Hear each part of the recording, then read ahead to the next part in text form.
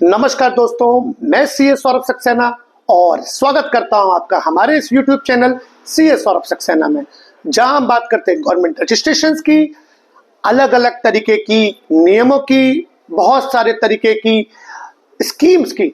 और अभी हमारी जैसी एक सीरीज चल रही है एटीजी और टोएले को लेके, आज का वीडियो उस बारे में बात करेगा। आपने हमारी एटीजी और टोएले में बहुत कुछ देखा। आपने देखा कि एटीजी टोएले रजिस्ट्रेशन क्या होता है, एनजीओ क्या होता है, एनजीओ कैसे काम करता है, एनजीओ ट्रस्ट और सोसाइटी में डिफरेंस क्या होता है, एनजीओ की वर्किंग किस तरीके से होती है, टैक्सेशंस कैसे होते हैं, डोनेशंस कितने प्रकार की होती है, और बहुत अलग अलग तरीके के आपने वीडियो देखे। अगर आप वो देखना चाहते हैं तो नीचे मैंने डिस्क्रिप्शन में ये वीडियोस के लिंक दे रखे हैं।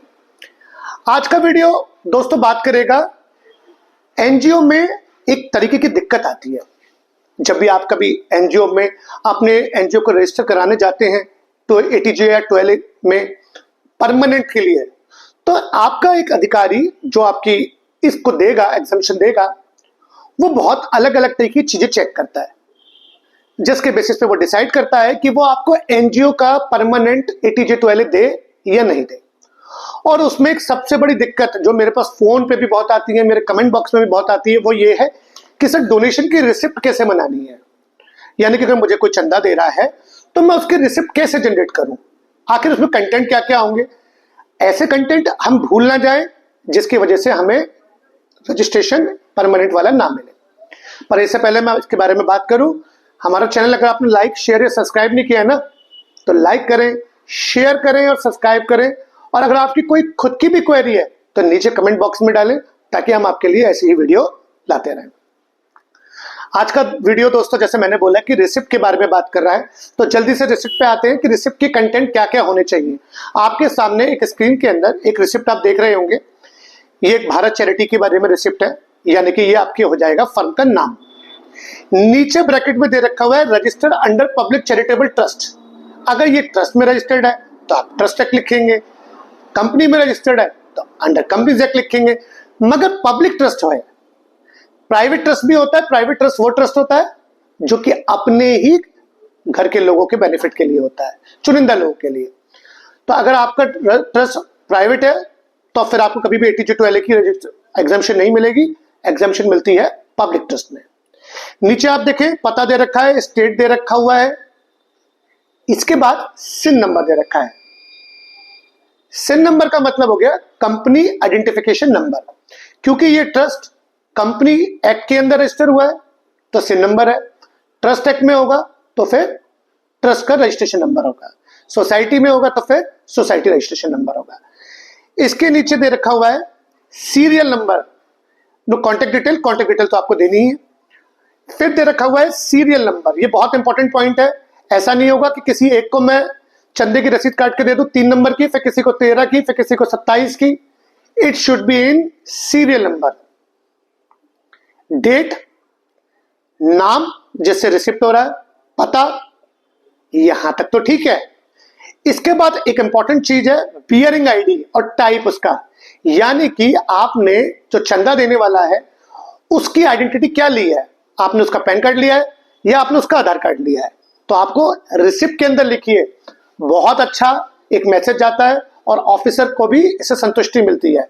और उसके आगे फिर उसका रिसिप्ट नंबर, जो भी आपने डॉक्यूमेंट लिया, आधार है तो आधार नंबर लिखिए, पैन है तो पैन नंबर लिखिए।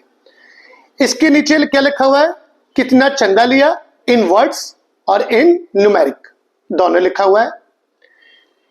इसके बाद वाली चीज बेहद इंपॉर्टेंट है, जो कि 90% ट्रस्ट नहीं करते हैं, कि ये रिसिप्ट किस उद्देश्य से दी जा रही है, टुवर्ड्स आपने ये डोनेशन कैसी दी है। आप मेरा एक वीडियो देखेंगे जहां मैंने 3 तरीके की डोनेशन बताई है। एनोनिमस मतलब जो दे रहा है उसके बारे में हमें पता नहीं है कि किसने दिया, वो एक अलग है। जनरल डोनेशन है या कॉर्पस डोनेशन है। जनरल डोनेशन मतलब आपको डोनेशन दी जा रही है कि आपका जहां मन करे वहां खर्च करिए। और कॉर्पस डोनेशन कि आपको बताया गया है कि आपको ये डोनेशन यहां खर्च करनी है। जैसे किसी ने बोल दिया कि मैं स्कूल की बिल्डिंग बनवाना चाहता हूं, तो ये कॉर्पस डोनेशन है। तो आपको ये बताना पड़ेगा कि डोनेशन किस उद्देश्य से दी जा रही है, कॉर्पस है या जनरल है, किस मोड में। देखिए कितना अच्छा है, इलेक्ट्रॉनिक मोड में receipt number, date, transaction reference ID सब डालिए। रिमार्क्स जो भी आपको डालना है वो डाल सकते हैं। इसके नीचे वाला भी एक इंपॉर्टेंट पॉइंट है, आप बता रहे हैं जो भी आप जिसको चंदा दे रहे हैं कि आप ATG में लायबल हैं इस डोनेशन के बदले में छूट पाने के लिए। क्योंकि अगर जिसके पास ATG और ट्वेले का रजिस्ट्रेशन होता है उसे अगर कोई चंदा देता है तो वो अपनी जब इनकम फाइल करता है तो उसे उस इनकम की उस चंदे की छूट मिल जाती है। मान के चलिए मेरी 8 लाख रुपए इनकम है और मैं किसी को 1 लाख रुपए चंदा देता हूं जो कि ATG में जिसके पास रजिस्ट्रेशन है, तो मेरी इनकम में से 1 लाख घट जाएगा, मेरी इनकम 7 लाख रुपए के हिसाब से कैलकुलेट होगी। इसके बाद क्या दे रखा हुआ है, उन्होंने अपना ATG का रजिस्ट्रेशन नंबर दे रखा है। ये मोस्ट इंपॉर्टेंट चीज है, ATG का रजिस्ट्रेशन नंबर डालना है आपको। बाकी नीचे आप देखेंगे पैन नंबर दे रखा हुआ है, आपका ATG ट्वेले का रजिस्ट्रेशन नंबर दे रखा है, FCRA रजिस्ट्रेशन नंबर दे रखा है। FCRA रजिस्ट्रेशन नंबर क्या होता है, अगर आपके पास फॉरेन करेंसी रेगुलेशन एक्ट, यानी कि अगर आप फॉरेन से चंदा लेने के लिए एलिजिबल हैं, आपने ये लाइसेंस ले रखा है तो वो डालना है।